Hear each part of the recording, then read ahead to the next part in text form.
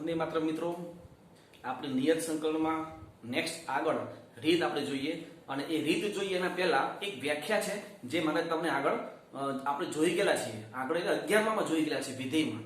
એ થોડુંક રિવિઝન આપણે કરવું છે અને એ છે આવર્તીય વિધેય. આવર્તીય વિધેય એટલે વિધેયમાં પણ જોઈ ગયા હશો અને ત્રિકોણમિતિય વિધેય એમાં પણ જોઈ ગયા હશો. 11માં જે ચેપ્ટર હતું ત્રિકોણમિતિ એમાં પણ આ ટોપિક હતો. એમાં આવર્તીય વિધેય શું કહેવાય? આવર્તીય વિધેયનો બીજો એક નિયમ છે, એક નામ છે પુનરાવર્તિત વિધેય. મતલબમાં કોઈ પણ વિધેય એનો ચલ જે હોય એ ચલમાં તમે એવું તો કઈ સંખ્યા અથવા કઈ વસ્તુ ઉમેરો છો કે જેથી મૂલ્ય જે પહેલા હતું એ રિપીટ થાય. જેમ કે આપણે sin જોઈએ, sin x, તો sin x માં તમે x છે એનું જે પણ મૂલ્ય હોય તે, પણ તમે હવે ધારો કે x માં હું π/2 ઉમેરું તો sin π/2 + x એટલે cos x થાય. હવે એ તો sin x મૂળ વિધેય હતું અને અહીંયા વિધેય કેવું થઈ ગયું? cos x આવી ગયું. એટલે મૂલ્ય બધી જગ્યાએ રિપીટ થવાના નથી sin x અને cos x ના. તો π/2 ને એ જગ્યાએ π ઉમેરીએ તો sin π + x તો શું થાય? -sin x થાય. એક તેને વિરુદ્ધ સંખ્યાઓ આવી ગયા તો sin x અને -sin x. મૂળ વિધેય હતું sin x, π ઉમેરતા વિધેય કેવું થઈ ગયું? -sin x. હવે 3π/2 ઉમેરીએ તો sin 3π/2 + x તો શું થઈ જાય? -cos x. એ પણ મૂલ્ય રિપીટ થવાનું નથી. તો હવે ઉમેરીએ આપણે 2π, sin 2π + x તો sin 2π + x એટલે sin x આવી ગયું. મતલબ શું થયો? x માં હું 2π ઉમેરું તો જે મૂળ વિધેય હતું એ જ વિધેય રિપીટ થયું. મતલબમાં 2π એ sin નું શું કહેવાય? આવર્તમાન. બરાબર? આવા આપણે ઘણા બધા વિધેયના આવર્તમાન જોયા છે. તો એ આવર્તમાન વિધેયની વ્યાખ્યા શું છે તે જોઈએ. જો f(t + x) = f(x) થાય, મતલબમાં જે વિધેય આપણું છે f(x) એ x માં તમે t ઉમેરો છો, t ઉમેરવાથી વિધેય પાછું રિપીટ આવે, f(x) જ આવી જાય છે. તો તમે x માં જે ઉમેર્યું છે t થાય તો f(x) એ આવર્તી વિધેય કહેવાય, જેનું આવર્તમાન શું થાય? Capital T. આમાં કારણ કે x પર t ઉમેર્યું છે ને તો f(x) નું આવર્તમાન શું થયું? t. આ ખાસ ધ્યાન રાખજો, આવર્તમાન શોધતા તમને આવડવું જોઈએ. બરાબર છે? આ ધ્યાન રાખજો. આગળ જોઈએ આવર્તીય વિધેય માટે નિયત સંકલનના ગુણધર્મ. આ જે આવર્તીય વિધેય છે એના માટે નિયત સંકલનમાં અમુક ગુણધર્મ છે. એ ગુણધર્મ જોવા છે. જોજો, ઇન્ટિગ્રેશન 0 થી n t f(x) dx, 0 થી n t f(x) dx. હવે f(x) નું આવર્તમાન અહીંયા કયું કીધું છે? t. એટલે લખ્યું છે જો f(x) નું આવર્તમાન કેપિટલ T હોય તો નીચેના ગુણધર્મ આપણે જોવા છે. એમાં પહેલું ઇન્ટિગ્રેશન 0 થી n t f(x) dx. હવે f(x) નું આવર્તમાન t હોય તો આ જે 0 થી લિમિટ છે, 0 થી લિમિટ 0 થી શરૂ થવી જોઈએ. જો ન થતી હોય તો બે કટકા કરી 0 થી શરૂ કરવાનું. કારણ કે -1 થી nt હોય તો -1 થી 0 અને 0 થી nt આ રીતે ઇન્ટિગ્રેશનના બે ભાગ કરી દેવાના. એટલે 0 થી લિમિટ સ્ટાર્ટ થતી હોવી જોઈએ. તો 0 થી nt જો t એ શું છે? વિધેયનું આવર્તમાન. તો t સાથે જે ગુણાયેલું હોય, સમજો, t સાથે જે ગુણાયેલું હોય એ ગુણાયેલો ભાગ ક્યાં જતો રહે? આગળ. એટલે કે n ટાઈમ 0 થી t f(t) dt. આ રીતે તમે સમજી લો કે કોઈ વિધેયનું આવર્તમાન 2π છે તો 0 થી 10π f(x) dx, f(x) નું આવર્તમાન 2π. તો 10π છે એને શું લખાય? 5 * 2π. તો 5 ક્યાં આવી જાય? આગળ. તો આ રીતે કોઈ મોટી લિમિટ હોય કે જેના આપણે ડાયરેક્ટ ઇન્ટિગ્રેશન ન કરી શકતા હોય ત્યારે આ પ્રમેયનો તમે ઉપયોગ કરી શકો છો. જેમ કે આપણે આગળ દાખલા જોયા છે 0 થી 2π mod of sin x dx, mod of sin x dx. એના આપણે શું કરવું હતું? 0 થી π sin x હોય તો 0 થી π ડાયરેક્ટ, કારણ પહેલા બીજા બંને ચરણમાં sin ધન છે તો 0 થી π, પછી π થી 2π. ધારો કે mod of cos x હોય તો ઇન્ટિગ્રેશનના કયા ભાગ પડે? 0 થી π/2 પ્રથમ ચરણ જેમાં cos ધન એટલે માનાંક છોડી શકાય, પછી π/2 થી ડાયરેક્ટ 3π/2 કારણ કે બીજા ત્રીજા બંને ચરણમાં cos કેવું છે? ઋણ, અને 3π/2 થી 2π. આ રીતે ઇન્ટિગ્રેશનના ભાગ કરવા પડે. મિત્રો આ તો ખાલી 0 થી 2π હોય તો, પણ ધારો કે 0 થી 10π હોય તો કેટલા સંકલનના ભાગ કરવા પડે? તો આના કરતા mod of cos x છે તો mod of cos x માં એનું આવર્તમાન શું થાય? તો કે π. માનાંકમાં cos x નું આવર્તમાન શું થાય? π. તો 0 થી 10π છે, 10 આગળ લઈ લો તો 10 ટાઈમ 0 થી π mod of cos x dx. હવે બે ભાગ કરી નાખો, 0 થી π/2 અને π/2 થી π, સંકલન થઈ ગયું. એટલે આ રીતે કોઈ મોટી લિમિટ હોય કે જેમાં ડાયરેક્ટ ઇન્ટિગ્રેશન કરી શકતા ન હોય ત્યારે આવર્તમાન જોઈ અને તમે આગળ વધી શકો છો. આ એમાં કામ લાગશે. બરાબર. હવે સેમ આ જ પ્રમેય પણ એની લિમિટ અલગ અલગ હોય. એવું જરૂર તો નથી કે 0 થી સ્ટાર્ટ થતી હોય. લિમિટ કઈ અલગ હોય ત્યારે એવા સમયે શું કરવું, તો એવી લિમિટો અલગ અલગ હોય તો આ ગુણધર્મનો ઉપયોગ કઈ રીતે થાય એ જોજો. હવે ઇન્ટિગ્રેશન a થી a plus nt f of x dx. હવે લોઅર લિમિટ અને અપર લિમિટ એમાં સરવાળા બાદબાકીના સ્વરૂપમાં ગુણાકારના સ્વરૂપમાં નહીં. આ છે સરવાળો, તો સરવાળા બાદબાકીના સ્વરૂપમાં કોઈ એક લિમિટ સરખી હોય, જેમ કે a થી a. જો આવું હોય તો તમે આને શું લખી શકો, 0 થી nt f of x dx. પહેલા તો આ a નીકળી જાય, 0 થી nt f of x dx, પણ t તો f of x નો આવર્તમાન છે એટલે n આગળ આવી જાય, એટલે n ટાઈમ 0 થી t f of x dx. આમાં શું હોવું જોઈએ, a થી a plus nt. ધારો કે -1 થી 10 હોય તો તમે 10 ને શું લખી શકો, -1 plus 11 લખી શકો. મતલબ લિમિટ શું થઈ, -1 થી -1 plus 11. તો એને તમે શું લખી શકો, 0 થી 11 જે f of x dx હોય તે. એટલે આ રીતે તમે લિમિટ બદલી શકો છો. બરાબર છે. નેક્સ્ટ જોઈએ mt થી nt, ઇન્ટિગ્રેશન ઓફ mt થી nt f of x dx. હવે આમાં તો કોઈ ચલ સરખું જ નથી, mt થી nt, પણ t ના બંનેના સહગુણકો અલગ અલગ છે. જો t ના બંનેના સહગુણકો અલગ અલગ હોય તો શું થાય જોજો, t નો સહગુણક અપર લિમિટમાં t નો સહગુણક માઈનસ લોઅર લિમિટમાં t નો સહગુણક, એટલે કે n m પછી ઇન્ટિગ્રેશન 0 થી t f of x dx. આ બંનેમાં જે t કોમન હોય એ t વિધેયનું આવર્તમાન હોવું જોઈએ. જો આવું કરવાથી અપરમાં આવર્તીય જે પણ સંખ્યા હોય આવર્તમાન t, ધારો કે t, તો અપરમાં t નો સહગુણક માઈનસ લોઅરમાં t નો સહગુણક, આ બંનેની બાદબાકી કરી લિમિટ 0 થી t f of t dt આપી શકો, f of x dx તમે આપી શકો છો. બરાબર. નેક્સ્ટ nt થી a plus nt, nt થી a plus nt f of x dx. તો સીધી વાત છે, લોઅર અને અપરમાં nt કોમન છે, તો જે કોમન હોય તે કાઢી નાખો, મતલબમાં 0 થી a f of x dx. આ રીતે ઇન્ટિગ્રેશનમાં જે પણ કોમન હોય, લોઅર અને અપર લિમિટમાં જે પણ કોમન હોય એ કોમન લિમિટ તમે દૂર કરી શકો છો.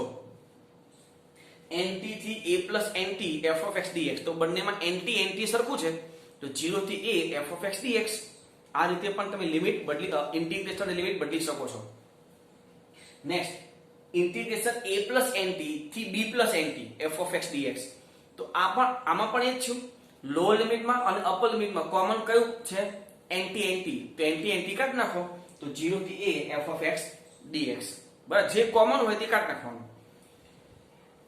અહીંયા a થી b f of, અહીંયા nt કાઢી નાખો તો 0 વધે, પણ અહીંયા nt કાઢી નાખો તો a વધે ને, એટલે a થી b f of x dx આવશે. આમાં ધ્યાન રાખજો ખાસ.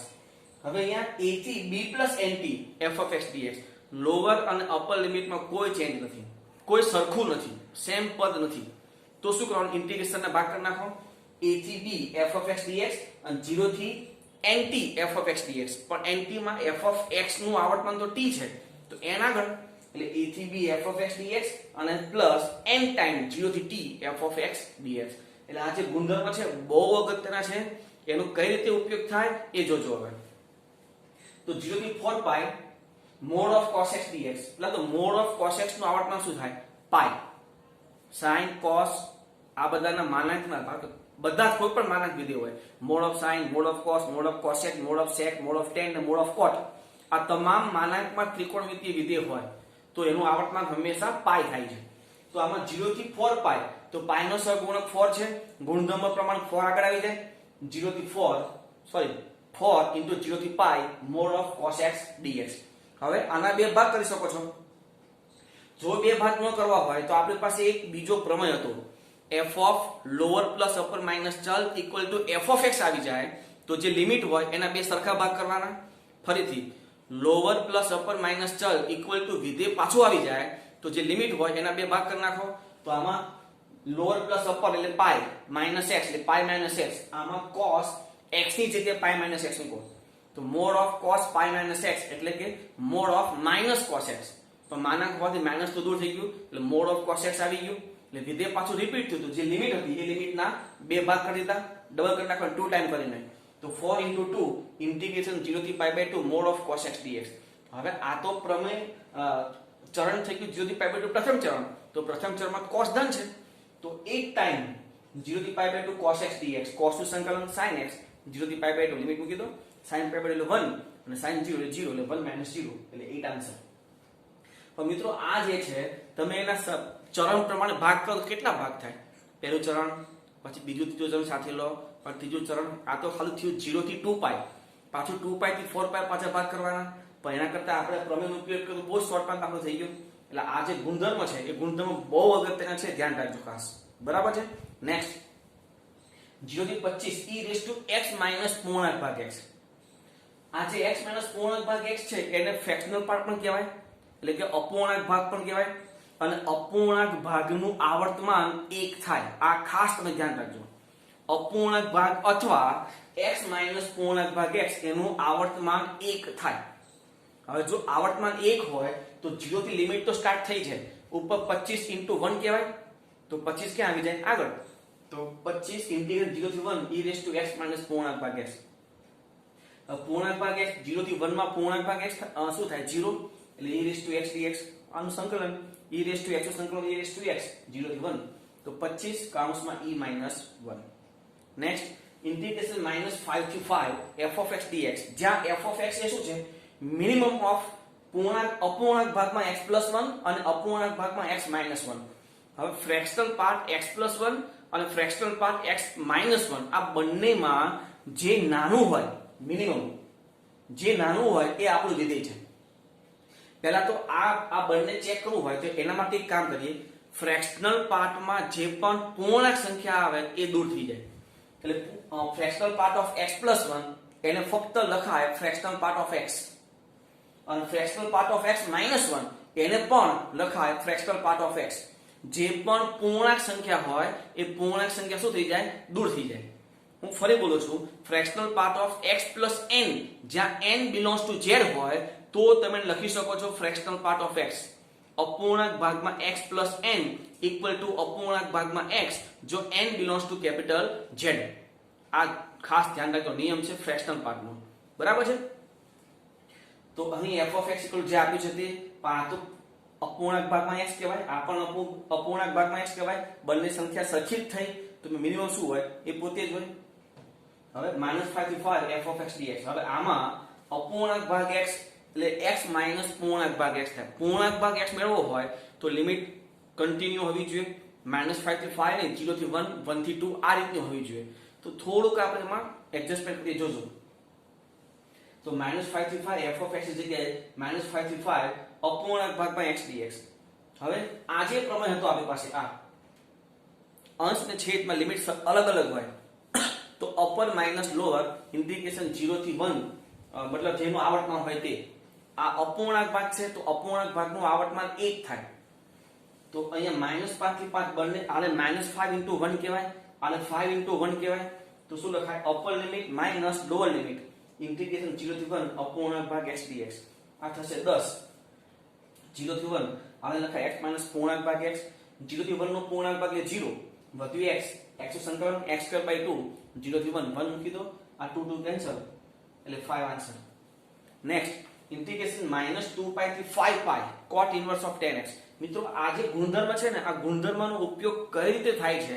એ ખાસ સમજવાનું છે -2π થી 5π cot inverse tan x હવે આ જે છે લિમિટ tan x તો tan x નું આવર્તમાન શું થાય પાઈ x માં પાઈ ઉમેરો તો tan π + x ત્રીજા ચલમાં tan ધન તો tan નું આવર્તમાન પાઈ તો આમાં પાઈ નો સહગુણક કયો લોઅર માં -2 ને અપર માં 5 તો આ ગુણધર્મ પાછો ઉપયોગ કરી શકાય તો = 7 આ તો 5 - 2π ઇન્ટિગ્રલ 0 થી π cot inverse of tan x આ પ્રમેયનો ઉપયોગ કર્યો આપણે તો આ 7π 0 થી π/2 હવે આ જે છે tan x જો લોઅર પ્લસ અપર માઈનસ ચલ કરું તો એ છતાં આપણે કામ કરીએ બે ભાગ કરી નાખીએ ઇન્ટિગ્રેશનના બે ભાગ 0 થી π/2 અને π/2 થી π કારણ કે આ cot inverse of tan x આનો લખી શકું π/2 - tan inverse of tan x આયો pi by 2 minus tan inverse of tan x. આ x છે એ 0 થી પાઈ એ tan ના પ્રદેશમાં નથી,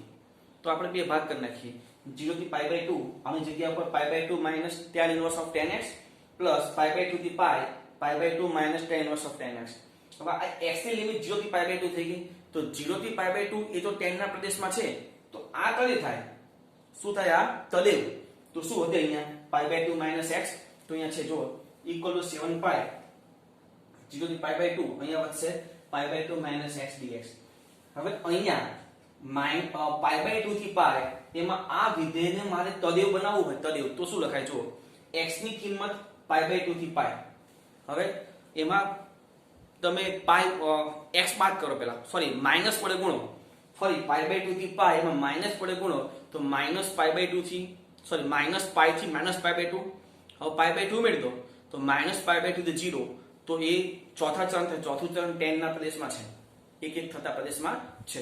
તો હું શું કરું? ત્યાં આપણે એક ખૂણો સેટ કરીએ, મતલબમાં એના તદેવ થાય તેવો ખૂણો સેટ કરીએ. પાઈ ઉમેર્યું છે તો ત્યાં છે જો tan inverse of tan pi minus x. આ tan inverse of tan pi minus એટલે માઈનસ tan થાય, એ માઈનસ આગળ આવ્યું છે અહીંયા, એટલે આગળ આ જે માઈનસ હતું એની જગ્યાએ પ્લસ થઈ ગયું. થઈ ગયું. હવે આ તદેવ થઈ ગયું, તો આ તો એમના એમ છે 7 પાઈ 0 થી pi by 2 pi by 2 minus x dx plus pi by 2 થી પાઈ, આ પાઈ બાય 2 પ્લસ આ તદેવ થઈ ગયું, તો શું વધ્યું? Pi minus x dx. હવે આનું સંકલન, તો pi x by 2 minus x square by 2 0 થી પાઈ પ્લસ આ થશે 3 પાઈ, તો 3 pi x by 2 minus x square by 2 pi by 2 થી પાઈ. અપર લિમિટ મૂકો તો pi square by 4 minus pi square by 8. Lower limit 0 મૂકશું તો બધું 0 થઈ જશે, પ્લસ અહીંયા અપર લિમિટ તો 3 pi square by 2 minus pi square by 2. હવે લોઅર લિમિટ એટલે અંદરના ચિહ્ન બધા બદલાઈ જશે, એટલે minus 3 pi square by 4 plus pi square by 8. હવે તો સાદુરૂપ જ છે. આ શું થયું? Pi square by 8. હવે આમાં આ બંને 3 પાઈ સ્ક્વેર બાય 8 માઈનસમાં, અને આ બંનેમાં 3 પાઈ સ્ક્વેર બાય 4. લસા લઈ લો, લસા લો તો 7 પાઈ into 4 પાઈ સ્ક્વેર બાય 8. આ 4 કેન્સલ, તો 7 પાઈ ક્યુબ બાય 2 એનો આન્સર થશે. એટલે બહુ સરસ દાખલો છે. આ જે ગુણધર્મ છે, આ ગુણધર્મ એનો ઉપયોગ કઈ રીતે કરવો એ આ દાખલાઓ આપણને બહુ સારી રીતે શીખવે છે. બરાબર છે. નેક્સ્ટ જોઈએ -1 થી 2 e રેઝ ટુ અપૂર્ણાંક ભાગ x. હવે અપૂર્ણાંક ભાગનો x નો આવર્તમાન આપણી પાસે છે 1. તો આ લિમિટ કઈ રીતે બદલવી જોજો. આ -1 થી 2 છે એની જગ્યાએ લખી શકાય -1 થી -1 પ્લસ 3 e રેઝ ટુ અપૂર્ણાંક ભાગ x dx. આ -1 સરખું થઈ ગયું, તો શું લખાય આને? 0 થી 3 e રેઝ ટુ અપૂર્ણાંક ભાગ x, 0 થી 3 e રેઝ ટુ અપૂર્ણાંક ભાગ x. આ રીતે પણ 0 થી 3 e રેઝ ટુ અપૂર્ણાંક ભાગ x નું આવર્તમાન 1 થાય, તો 0 થી 3 into 1 લિમિટ, તો 1 3 આ ક્યાં આવી જાય? આગળ. તો 3 ટાઈમ 0 થી 1 e રેઝ ટુ અપૂર્ણાંક ભાગ x. મિત્રો અપૂર્ણાંક ભાગ ઓફ 2x નું આવર્તમાન શું થાય? અપૂર્ણાંક ભાગ ઓફ 2x અથવા અપૂર્ણાંક ભાગ ઓફ 3x, આ બધાનું આવર્તમાન 1 જ થાય. આ ધ્યાન રાખજો. ફરી અપૂર્ણાંક ભાગ ઓફ 2x એટલે આ જે x છે એની જગ્યાએ 2x કે 3x કે 4x જે હોય તે, પણ એ અપૂર્ણાંક ભાગની અંદર હોય, મતલબમાં એનું આવર્તમાન 1 જ થાય. આ ખાસ ધ્યાન રાખજો. બરાબર છે. તો 0 થી 3 ઇન્ટિગ્રેશન 0 થી 1 e રેઝ ટુ અપૂર્ણાંક ભાગ x. અપૂર્ણાંક ભાગ x એટલે x માઈનસ પૂર્ણાંક ભાગ x, અને x માઈનસ પૂર્ણાંક ભાગ x જેમાં પૂર્ણાંક ભાગ તો 0 થાય એટલે e રેઝ ટુ x. એનું integration e raise to x 0 થી 1 લિમિટ મૂકી દો 3 into e minus 1 એનો આન્સર. નેક્સ્ટ -1 થી 10 sin of signum function of x minus પૂર્ણાંક ભાગ x. સિગ્નમ ફંક્શન ચિહ્ન વિધેય x માઈનસ પૂર્ણાંક ભાગ x નો ચિહ્ન વિધેય. તો પેલા જે લિમિટ છે લિમિટને આપણે ચેન્જ કરીએ. -1 થી -1 plus 11, 10 ની જગ્યાએ શું લખાય? -1 plus 11. આ તો બેઠું એમના એમ. તો આ જે લિમિટ છે એની જગ્યાએ શું કરતા 0 થી 11 સિગ્નમ ઓફ x માઈનસ પૂર્ણાંક ભાગ x. પણ x માઈનસ પૂર્ણાંક ભાગ x એટલે અપૂર્ણાંક જ ભાગ થયો ને, અને અપૂર્ણાંક ભાગનું આવર્તમાન શું થાય છે? 1. તો આ જે 0 થી 11 છે, તો 11 ની જગ્યાએ શું લખાય? 11 into 1. પણ 1 તો એનું આવર્તમાન છે કોનું? આ x માઈનસ પૂર્ણાંક ભાગ x નું. તો પછી 1 સાથે જે ગુણાયેલો છે 11 એ ક્યાં આવી જાય? આગળ. તો 11 ટાઈમ 0 થી 1 સિગ્નમ ઓફ x માઈનસ પૂર્ણાંક ભાગ x. હવે 0 થી 1 માં પૂર્ણાંક ભાગ x શું થાય? 0. 11 ટાઈમ 0 થી 1 સિગ્નમ ઓફ x મતલબમાં x નું ચિહ્ન, તો 0 થી 1 માં x નું ચિહ્ન કયું આવે? પ્લસ, તો એનું મૂલ્ય શું આવશે? 1. સિગ્નમ ઓફ x, જો x ધન તો એનું મૂલ્ય 1, જો x ઋણ તો એનું મૂલ્ય -1, જો x 0 તો એનું મૂલ્ય 0. અહીંયા x નું મૂલ્ય ધન છે તો આ થશે +1. તો 11 ટાઈમ 0 થી 1 1 dx સંકલન કરો x 0 થી 1 એટલે 1 - 0 * 11 એટલે 11 નો આન્સર થશે. બરાબર છે? એટલે આ ગુણધર્મ ખાસ ધ્યાન રાખજો. એનો ઉપયોગ ઘણા બધા આ બધા એવા દાખલા છે કે જેમાં ડાયરેક્ટ ગુણધર્મ વગર ઇન્ટિગ્રેશન કરવું બહુ ડિફિકલ્ટ છે, પણ જો ગુણધર્મનો ઉપયોગ કરો તો ઇન્ટિગ્રેશન બહુ સિમ્પલ થઈ જાય છે. એટલે ખાસ આ ગુણધર્મ બરાબર ધ્યાનથી લખજો અને સમજજો અને પ્રેક્ટિસ કરજો. બરાબર છે? લખી લો આપણે પહેલા. આગળ જોઈએ મિત્રો, તો અહીંયા એક થિયરમ છે, લીબનીઝ થિયરમ. આ લીબનીઝ થિયરમ શું કહે છે તે જોજો. લીબનીઝ થિયરમ એ નિયત સંકલનનું વિકલન કરે છે. લીબનીઝ થિયરમ એ નિયત સંકલનનું વિકલન કરવાનું કહે છે. જોજો, અનિયત સંકલનનું વિકલન કરો તો એ વિધેય જ આવે. કોઈ વિકલન વાળા વિધેયનું સંકલન કરો તો પણ વિધેય આવે. પણ નિયત સંકલનનું વિકલન કરો તો એ શું થાય? Leibniz theorem. ફરી કહું છું, હવે બીજી વસ્તુ કે ધારો કે d/dx ઓફ sin x એનું નિયત સંકલન કરવું હોય તો ખાલી વિધેય જ આવશે, પણ લિમિટ મૂકી દેવાની. જેમ કે હું કહું કે 0 થી π/2 d/dx ઓફ sin x, તો એનું શું થાય? ડાયરેક્ટ sin x 0 થી π/2 એટલે 1 આન્સર એમાં. કારણ કે d/dx અને ઇન્ટિગ્રેશન બંને નીકળી જશે, ખાલી એમાં લિમિટ મૂકવાનું થશે. પણ એમાં વિધેયનું વિકલન અને એનું આખાનું નિયત સંકલન છે. જ્યારે અહીંયા ઊંધું છે, આપણને કોઈ નિયત સંકલન આપ્યું હોય, નિયત સંકલન, અને એનું મારે વિકલન કરવું હોય. જોજો, અનિયત સંકલનમાં બંને એક જ થાય. અનિયત સંકલનનું વિકલન કરો કે વિકલનનું અનિયત સંકલન કરો તે વિધેય જ આવશે. પણ નિયત સંકલનમાં વિધેયનું વિકલનનું નિયત કરો કે નિયતનું વિકલન કરો, આ બંને ચેન્જ થશે. આ ખાસ ધ્યાન રાખજો. એટલે કોઈ વિધેય છે જેનું આપણે સંકલન આપ્યું હોય, જેમ કે I બરાબર ઇન્ટિગ્રેશન g of x થી h of x f of t dt, આવું આપણને કોઈ એક ઇન્ટિગ્રેશન નિયત સંકલન આપ્યું છે. હવે એનું જો મારે વિકલન કરવું હોય તો કઈ રીતે થાય? ખાલી એક ટ્રીક છે, એ ટ્રીક સમજજો. તો di/dx આપણને કીધું હોય કે x સાપેક્ષ વિકલન કરો, જેની સાપેક્ષ વિકલન કરવાનું હોય એને સાપેક્ષ આપણે કરવાનું. બરાબર? તો હવે લીબનીઝ થિયરમ શું કહે છે? જે અપર લિમિટ હોય તે વિધેયમાં મૂકો ઇન્ટુ અપર લિમિટનું વિકલન. જોજો, આ સંકલન ચલ t છે તો t ની જગ્યા ઉપર h of x એટલે કે f of h of x, જે અપર લિમિટ છે એ વિધેયના ચલમાં મૂકી દીધું ઇન્ટુ અપર લિમિટનું વિકલન એટલે કે h dash x, x ની સાપેક્ષ વિકલન કરવું છે એટલે જો y ની સાપેક્ષ હોય તો અહીંયા શું આવશે? d of hx ના છેદમાં dy. બરાબર? અહીંયા એ જ આવશે જે આવવાનું છે તે. મતલબમાં શું થયું? આ અપર લિમિટ એ વિધેયના ચલમાં મૂક્યું ઇન્ટુ અપર લિમિટનું વિકલન માઈનસ હવે લોઅર લિમિટ વિધેયના ચલમાં મૂકી દો એટલે કે g of x A f of t માં t ની જગ્યાએ મૂકી દો તો f of g of x into g dash x. બહુ સિમ્પલ છે. અપર લિમિટ વિધેયમાં મૂકો ઇન્ટુ અપર લિમિટનું વિકલન માઈનસ લોઅર લિમિટ વિધેયમાં મૂકો ઇન્ટુ લોઅર લિમિટનું વિકલન. બસ આટલું કરો એટલે લીબનીઝ થિયરમ થઈ ગયો. બરાબર છે? તો આના થોડાક આપણે એક્ઝામ્પલ જોઈએ. જોજો, ઇન્ટિગ્રેશન x થી x square root of sin t dt, તો di/dx મેળવવું છે. આ આપણું ઇન્ટિગ્રેશન છે I, એનું ફક્ત વિકલન કરવું છે. તો di/dx અપર લિમિટ મૂકો root of sin x square into upper લિમિટનું વિકલન d/dx of x square minus lower limit મૂકો root of sin x into lower લિમિટનું વિકલન એટલે d/dx ઓફ x. છે ને સિમ્પલ. અપર લિમિટ વિધેય મૂકી દો ઇન્ટુ એનું વિકલન. કોનું? અપર લિમિટનું માઈનસ લોઅર લિમિટ મૂકો ઇન્ટુ લોઅર લિમિટનું વિકલન. ખાલી વિકલન કરી નાખ. આમ તો 2x કે 2x આગળ, આમ તો છે 1, તો 1 લખવાની જરૂર નથી. પણ આના દાખલા જે છે ને એ લક્ષમાં બહુ કામ લાગશે. તો જો limit x tends to infinite integration 0 થી x e raised to t square dt whole square છેદમાં ઇન્ટિગ્રેશન 0 થી x e raised to 2t square dt.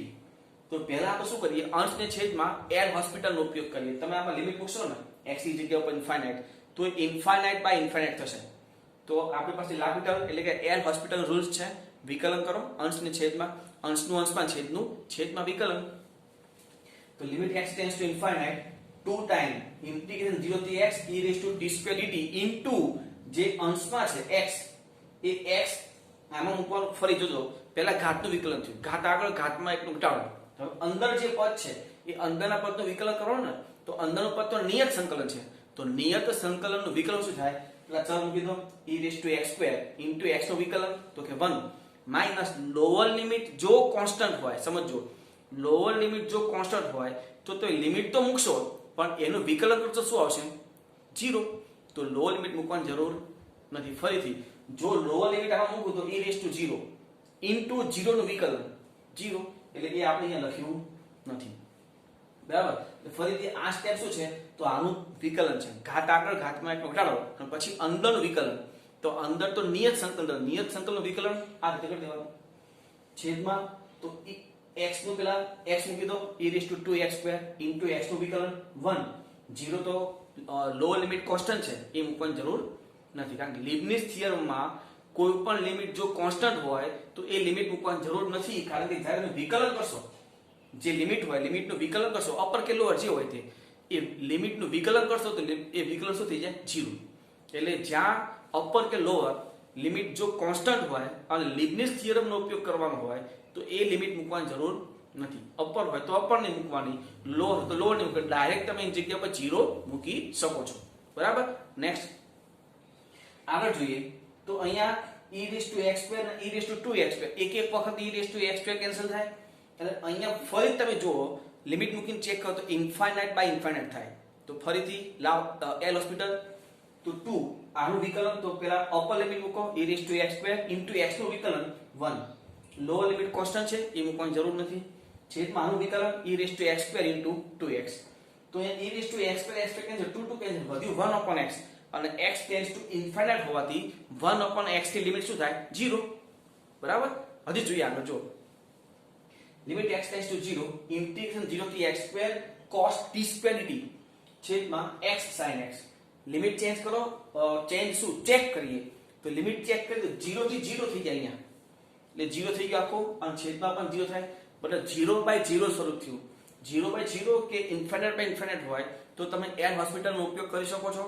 તો એ પ્રમેય પ્રમાણે લિમિટ x ટેન્ડ્સ ટુ 0 આમાં અપર લિમિટ મૂકી દો, એટલે cos t ની જગ્યા ઉપર x સ્ક્વેર, પણ t સ્ક્વેર હોવાથી x સ્ક્વેર નો સ્ક્વેર એટલે cos x રેઝ ટુ 4 અને અપર લિમિટનું વિકલન 2x. લોઅર લિમિટ 0 છે, એ મૂકવાની જરૂર નથી. છેદમાં x ઇન્ટુ sin x નું ગુણાકારના નિયમ પ્રમાણે વિકલન તો કે x cos x plus sin x.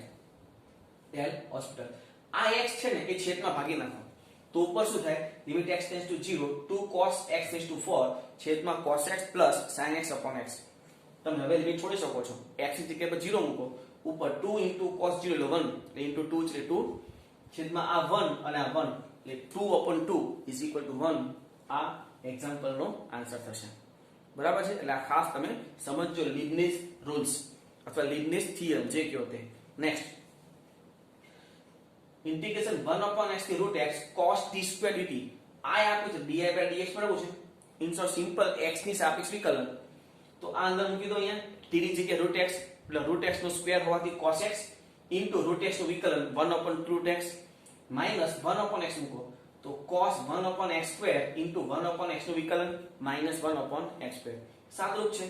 cos x ના છેદમાં 2√x આ માઈનસ આગળ એટલે plus 1 upon x square into cos 1 upon x square. Next d by dx of ચોરસ કાઉન્સમાં 0 થી y e raise to minus t square dt plus integral 0 થી x square sin square t dt equal to 0 તમને આપ્યું છે. dy by dx મેળવવું છે તો dy by dx મતલબમાં આમાં x ની સાપેક્ષ વિકલન કરો, બીજું કાઈ નહીં. તો પેલા y મૂકી દો e raise to y square minus y square. y નું વિકલન જો x ની સાપેક્ષ છે તો y નું વિકલન શું થાય? dy by dx. લો લિમિટ 0 છે એટલે કોન્સ્ટન્ટ, એ મૂકવાની જરૂર નથી. પ્લસ અહીંયા sin સ્ક્વેર t ની જગ્યા ઉપર x સ્ક્વેર અને x સ્ક્વેર નું વિકલન x ની સાપેક્ષ એટલે 2x. લો લિમિટ 0 છે, મૂકવાની જરૂર નથી, ઇક્વલ ટુ 0. આમાંથી dy by dx ને કરતા બનાવીએ તો dy by dx આ બાદ થાય જે માઈનસ થાય તો -2x sin square x square છેદમાં e raise to -y square છેદમાં e raise to minus y square ઉપર લઈ લો તો minus 2x into e raise to y square plus થઈ જાય ને છેદમાંથી ઉપર આવી જાય તો into sine square x square. Next હજી આગળ જોઈએ જોજો pi by 3 3x root of 3 minus sine square t dt પ્લસ 0 થી y cos t dt equal to 0 આપણને આપ્યું છે તો dy by dx મેળવવું છે મતલબ x થી સાપેક્ષ વિકલન કરવાનું થયું તો આ જે છે રકમ એનું x થી સાપેક્ષ આપણે વિકલન કરીએ તો આપણી રકમ છે બંનેનું x સાપેક્ષ વિકલન dy by dx of integration plus dy by dx of integration. હવે આનું x થી સાપેક્ષ વિકલન તો પેલા x મૂકી દો root of 3 minus sine square x into x નું વિકલન 1 માઇનસ और લો લિમિટ મૂકો root of 3 minus sine square pi by 3 constant છે કોન્સ્ટન્ટ નું વિકલન 0 હવે પ્લસ અપર લિમિટ એટલે cos y t ની જગ્યાએ y મૂકવાનું ઇન્ટુ y નું વિકલન dy by dx માઇનસ લો લિમિટ 0 મૂકી દો cos 0 ઇન્ટુ 0 નું વિકલન 0. ઇન શોર્ટ જ્યાં કોન્સ્ટન્ટ કિંમત હોય અને લીબનિઝ રૂલ્સ નો ઉપયોગ કરતા હોય તો એનું વિકલન 0 થાય એટલે એ પદ ના મૂકો તો કોઈ વાંધો નથી. તો વધ્યું શું આવે route of 3 sin square x plus cos y into dy by dx equal to 0 જેમાંથી dy by dx ને કરતા બનાવો તો dy by dx equal to minus route of 3 minus sin square x છેદમાં cos y. તો આ જે છે એ લીબનિઝ થિયરમ અને એના એક્ઝામ્પલ બહુ સિમ્પલ છે બરાબર લખી લો આટલું.